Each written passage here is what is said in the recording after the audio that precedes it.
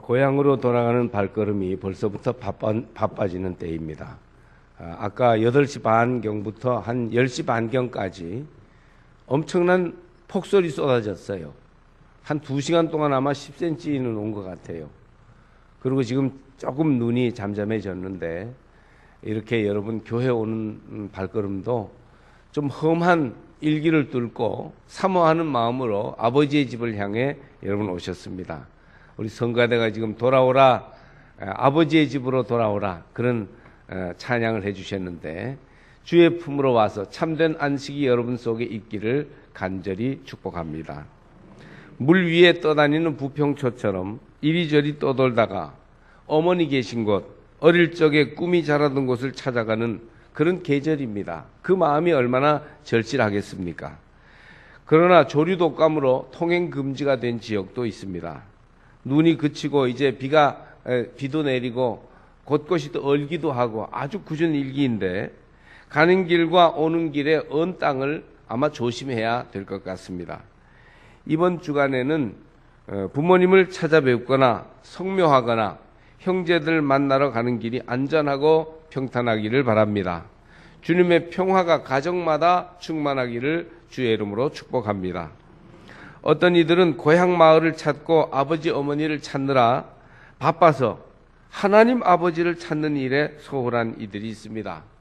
그러나 사실 이런 때 우리는 영원한 고향을 찾는 발걸음도 점검해 보아야 합니다. 우리를 건강하게 하고 평안하게 하는 것은 영원한 고향에 대한 소망을 든든히 세울 때 가능해요. 우리가 육체 안에 시간 안에 머물러 있기 때문에 영원과 초월을 향한 갈망이 있죠. 그것에 대한 소망이 확실할 때 오늘을 우리가 평안하게 든든히 살아갈 수 있는 것입니다. 어제 김금란 권사님이 이제 남편 성도님을 입관하는 자리에서 자녀들 5남매가 다 이제 장성하신 분들인데 다 50, 60 되신 자녀들인데도 엉엉 아기들처럼 울다가 김금남 권사님도 막 우셔요. 이제 마지막 관뚜껑에 못을 박는 시간 아닙니까? 그러다가 제가 옆으로 가서 손을 잡아 드렸더니까 하늘나라 가셨어요. 거기 가서 만나면 돼요. 하면서 젖은 눈으로 웃더라고요. 여러분 그렇습니다. 영원한 하늘나라의 소망을 가지는 것 얼마나 아름다운 일입니까? 이번 설 명절에 가정마다 영원한 하늘나라의 소망을 간직하게 되시기를 바랍니다. 사람은 무엇을 가지고 있느냐가 중요합니다. 그것이 그 사람의 품격과 위상을 결정할 때가 있습니다. 예를 들어 손때가 충분히 묻은 멋진 성경 찬송을 가지고 있는 사람은 신앙생활에서 품위가 나타납니다. 남자들은 카메라나 만년필이나 노트북 컴퓨터의 수준이 때로 그 사람의 품격을 돋보이게 할 때도 있어요. 저는요 그런 면에서 열등감을 가진 제 친구가 있는데 어쩜 그렇게 신형으로 고급으로 그런 걸 구입하고 갖고 다니는지 대단한 그런 품격을 느낄 때가 있습니다. 여자들은 아끼는 화장품이나 옷 또는 훌륭한 예술품을 가졌다면 뿌듯할 수 있겠습니다. 학생들은 단정한 신발이나 예쁜 필통이 있을 수 있습니다. 여러분은 무엇을 가지고 있습니까? 누가 무엇을 가졌다고 하면 내놓을 만한 것이 무엇이 있을까요? 설교를 준비하면서 저는 이런 질문을 제 자신에게 던져보았습니다. 사람 따라 개인 애장품을 가지고 있는 이들이 있지만 저는 아무리 생각해도 소유라고 하는 내놓을 것이 별로 없었습니다. 딱히 들라면 여러 해 전에 제 아내가 사준 만년필 정도가 있죠. 제가 어디서 선물 받은 만년필을 얼마 가지고 다니지 않다가 잃어버렸어요. 너무 그걸 막 아까워했어요. 그런데 오랫동안 너무 비싸서 못 샀는데 제 아내가요 거금을 들여서 그걸 사줬습니다. 그래서 그건 별로 쓰지도 않고 아끼기만 하는 그런 만년필 하나 있습니다. 95년 분단 희년에 어느 모임에서 구입한 나무 십자가, 아주 작고 볼품없는 십자가지만 북한에서 온 나무로 만든 십자가라서 제가 그걸 늘 간직하고 있고, 그리고 끈에 꿰서 가끔씩 이 가운에 입기까지 하는 그런 십자가가 또 있고요.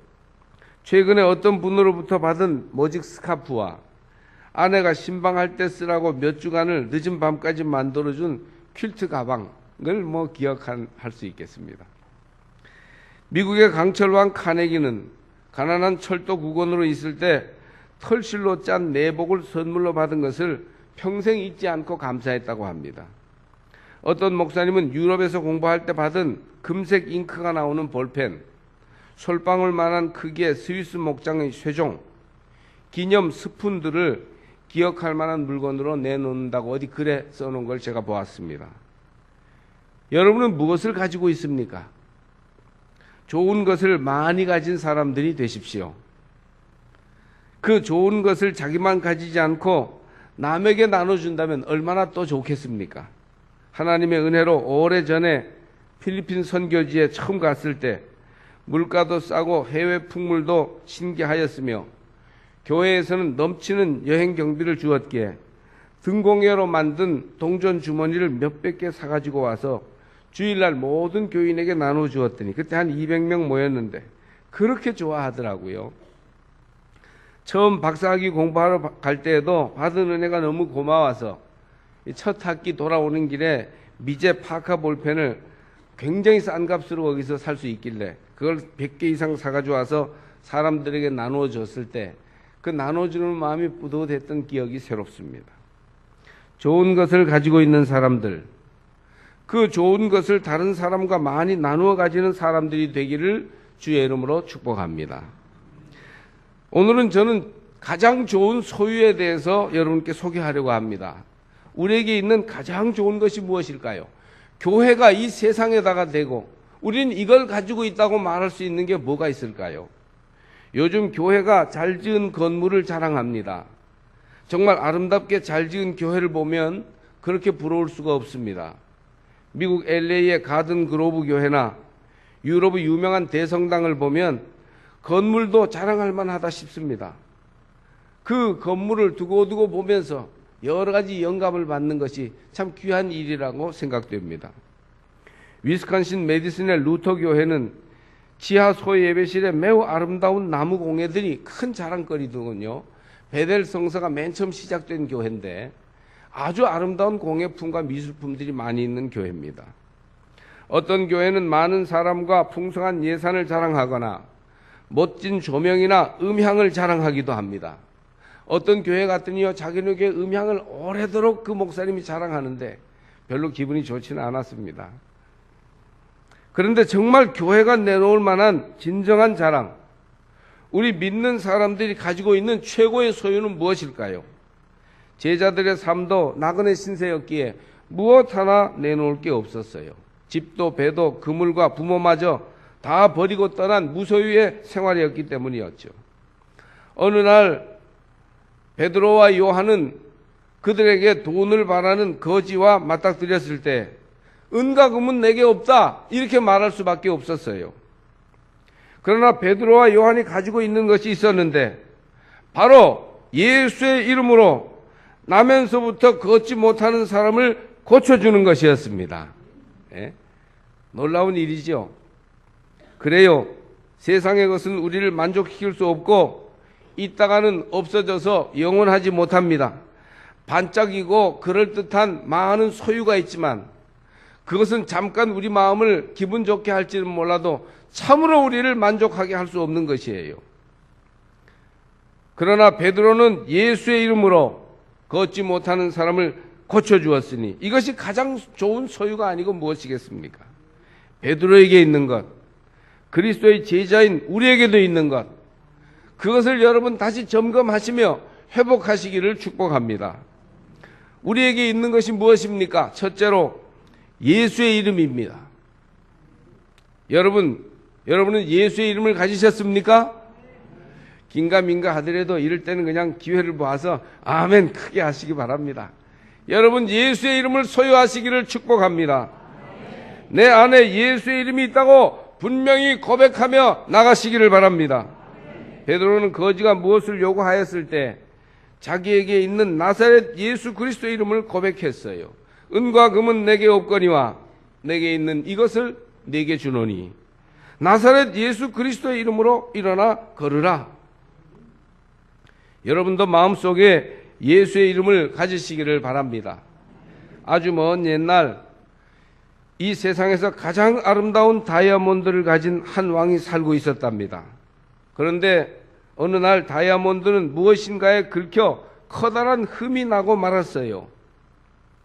왕은 실망하여 최고의 세공사를 불러 다이아몬드에 긁힌 자국을 없애도록 명했습니다. 다이아몬드 금강석은 워낙 강한 광석이기 때문에, 보석이기 때문에 웬만해서 긁히지도 않거니와 긁은 것을 고치기도 어려운 겁니다.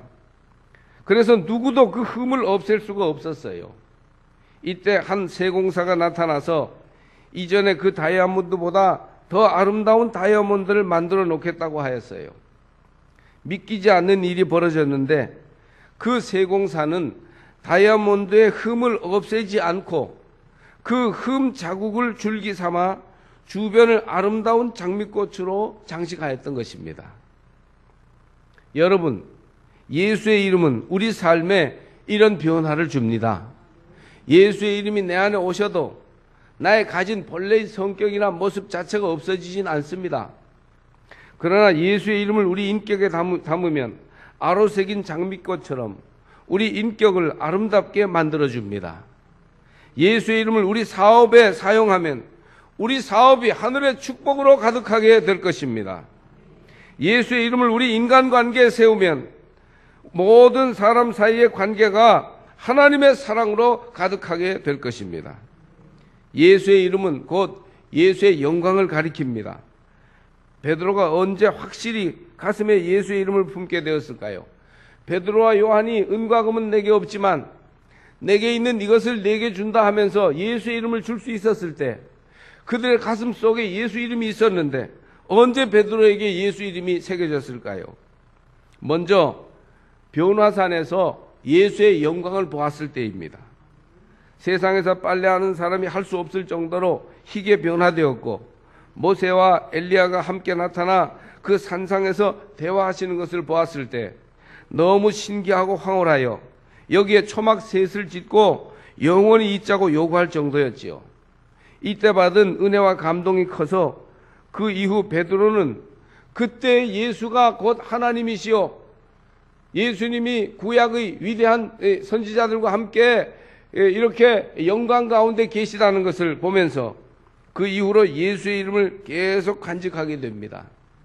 여러분도 체험적인 신앙을 가지게 되었을 때 예수 이름을 확실히 마음속에 품을 수 있게 될 것입니다. 하나님께서 여러분에게 영적 체험을 주셔서 예수 이름이 마음속에 아로새겨지시기를 바랍니다.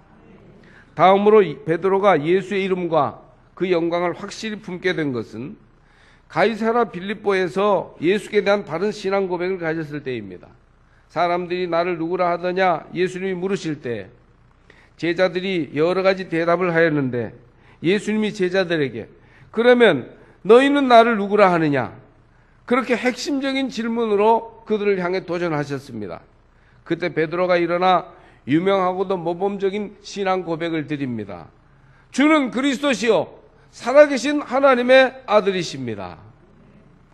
이 바른 신앙 고백이 있을 때 그 신앙을 분명히 하나님과 사람 앞에서 고백할 수 있을 때 우리는 예수의 이름을 가진 사람이 되는 것입니다. 여러분 속에는 예수의 이름이 있습니까? 여러분은 예수 이름을 가진 사람들입니까? 여러분 속에 예수님이 계시기를, 예수의 이름이 있기를 주의 이름으로 축복합니다. 베드로에게 있는 것, 즉 예수의 제자인 우리에게 있는 것은 둘째로 예수 이름이 주는 치유의 능력입니다. 예수 이름의 권세와 능력을 우리는 또한 예수 이름과 함께 우리 속에 가지고 있습니다. 할렐루야. 베드로는 은과 금은 없었지만 예수 이름으로 말미암아 치유의 기적을 그 사람에게 주었어요. 여러분, 교회는 세상을 치유하는 공동체입니다. 예수 이름이 사람을 치유하고 사회를 변화시키는 것을 보여줄 수 있는 것이 바로 교회가 가지고 있는 능력입니다. 많은 사람이 예수에게 나와 병고침의 기적을 체험하였습니다. 여기 예수 이름으로 선포하니 평생 걷지 못하던 불쌍한 형제가 일어나 걸었어요. 그는 일어서지 못하고 걷지 못하였기 때문에 거지가 되었고 구걸하게 되었으며 운명적으로 장애를 자기의 삶의 멍에처럼 지고 사는 사람이었습니다. 그러나 금화나 음화와는 비교할 수 없는 예수 이름의 권세, 예수 이름이 가진 치유의 능력을 경험함으로써 그 운명적으로 가난하고 장애인이었던 그 사람이 일어나 걷게 된 줄로 믿습니다. 그렇기 때문에 우리가 은화나 금화를 주어서 구걸에 보태주는 것도 도움이지만 그를 일으켜 걷게 하는 것이 최고의 도움, 근본적인 도움이 아니겠습니까? 우리에게 이 예수의 이름이 있음을 자랑스럽게 여기시고 예수 이름의 권세와 능력을 사용하시기를 바랍니다. 저도요, 어떤 때 하나님이 주시는 영감과 믿음을 가지고 환자들을 향해서 긍휼히 여기는 마음으로 예수의 심정으로 강력하게 낫기를 선포하면 그 예수 이름의 권세가 그들을 낫게 하는 것을 경험하고 있습니다. 적지 않은 환자들이 벌떡 일어나 자기의 연약함을 이기고 승리하는 것을 볼 때 내가 그렇게 하는 것이겠습니까? 예수 이름이 그런 힘을 가지고 있는 줄로 믿습니다. 예수 이름의 권세가 우울증을 치료합니다. 예수 이름의 권세가 운명적으로 비참하고 절망에 빠져있는 사람들을 변화시켜 주시는 줄 믿습니다.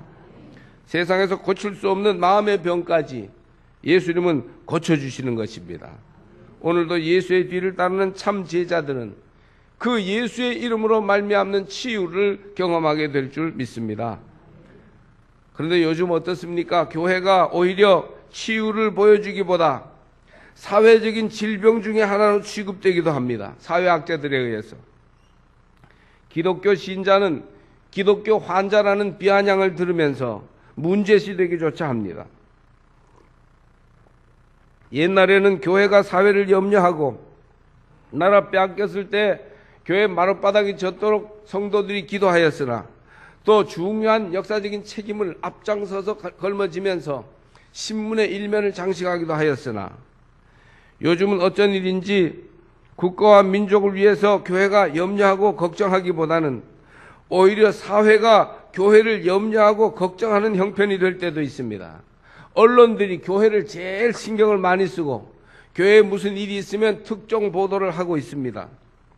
왜 교회가 치유의 능력을 잃고 문제와 갈등의 공동체가 되어버렸습니까? 예수를 충실히 따르지 않기 때문이에요. 예수 이름이 우리 가운데 잃어버려졌기 때문입니다. 예수 이름의 권세와 능력을 회복하시어서 세상을 향한 치유의 능력을 흘려보내는 성도들이 되시길 바랍니다. 베드로는 말씀으로 굳게 서서 오직 예수만을 죽기까지 따를 때에 예수의 치유와 기적이 그에게도 나타났어요. 베드로도 아주 평범하고 무식한 어부였습니다. 그런데 주의 부름을 받고 예수 이름이 그의 가슴 속에 아로새겨질 때 예수 이름의 권세와 능력으로 선포하니 기적이 나타나게 된 것입니다. 질병은 결국 우리 마음, 우리 삶과 육체의 부조화가 나타난 현상이지요.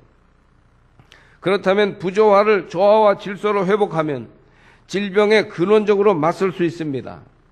우리는 이런 예수 이름으로 인한 치유의 능력을 하나님이 주셨습니다. 우리 안에 있는 예수 이름이 병을 고치고 많은 문제를 해결합니다.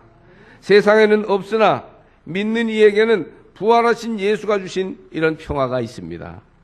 여러분 속에 예수로 인하여 질병을 근본적으로 이기는 평안과 조화와 질서가 있기를 주의 이름으로 축복합니다. 참된 인간화는 참 인간이신 예수를 따를 때 이루어지는 것이에요. 여러분 속에 모든 질병과 문제를 극복하는 예수의 능력이 차고 넘치시기를 주의 이름으로 축복합니다.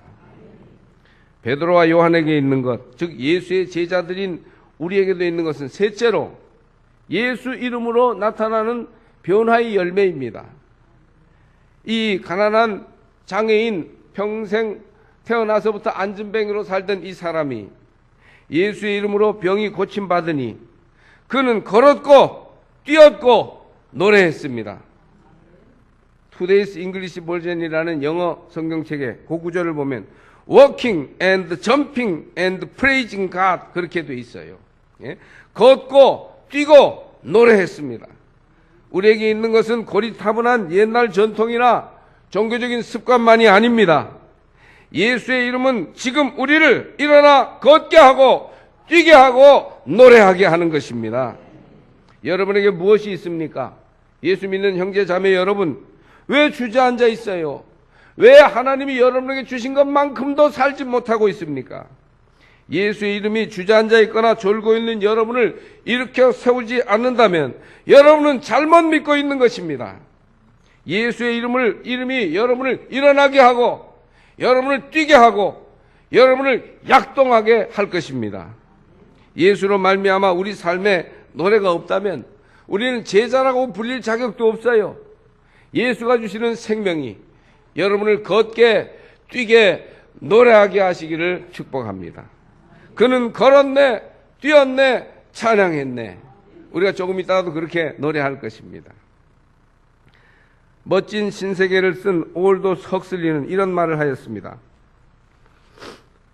이 넓은 세상에서 확실하게 마음껏 이용할 수 있는 것이 있다면 그것은 바로 자기 자신이다.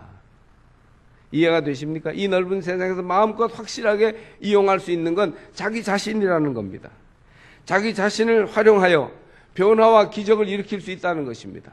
자기 자신을 활용하여 이 인생을 새롭게 살 수 있다는 것입니다. 그러나 이 넓은 세상에서 가장 확실하게 자기 자신을 이용 불가로 묶어놓는 것 역시 자기 자신이 아니었습니까? 여러분을 스스로 묶고 있는 자기 자신에게서 해방되시기를 축복합니다. 예수를 믿는 믿음으로 자기 고삐를 푸십시오. 열등감, 부정적인 의식, 도피, 삐친 마음, 지난날의 상처와 죄의식, 부정적인 생각들, 운명적인 그런 절망의 마음들, 이 모두를 그리스도의 가르침과 은혜로 풀어버리시길 바랍니다. 그때 걷기도 하고 뛰기도 하며 마음껏 노래할 것입니다. 그는 걸었네, 뛰었네, 찬양했네. 그는 걸었네, 뛰었네, 찬양했네. 곧 나사렛 예수 이름으로 일어나 걸으라. 바로 우리에게 이런 변화가 필요합니다. 그리고 예수 이름으로 여러분이 굳게 선다면 틀림없이 여러분은 이렇게 변화될 것입니다. 스펄전의 글입니다. 제가 인용할 텐데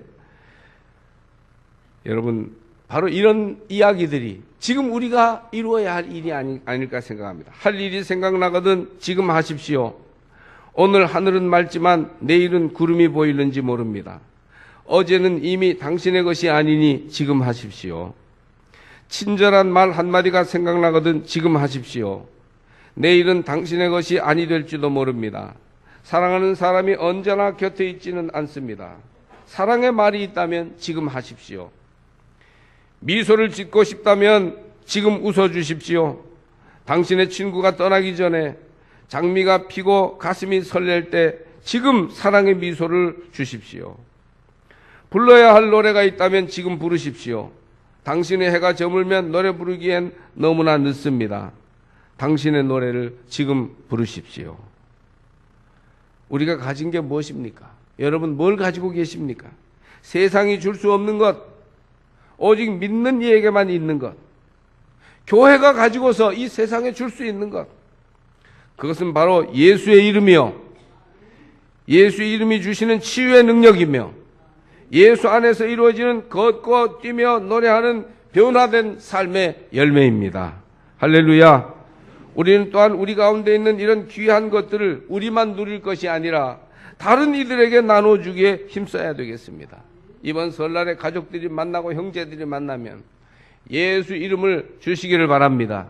예수 이름의 권세와 능력이 전해지기를 축복합니다. 예수 이름이 우리에게 주는 변화의 열매들을 여러분을 통해서 보여줄 수 있기를 주의 이름으로 축복합니다. 이 예수의 이름과 그 이름의 능력과 변화된 삶의 향기를 두루 나누어주는 그러한 복된 한 주간이 되기를 주의 이름으로 간절히 축원합니다.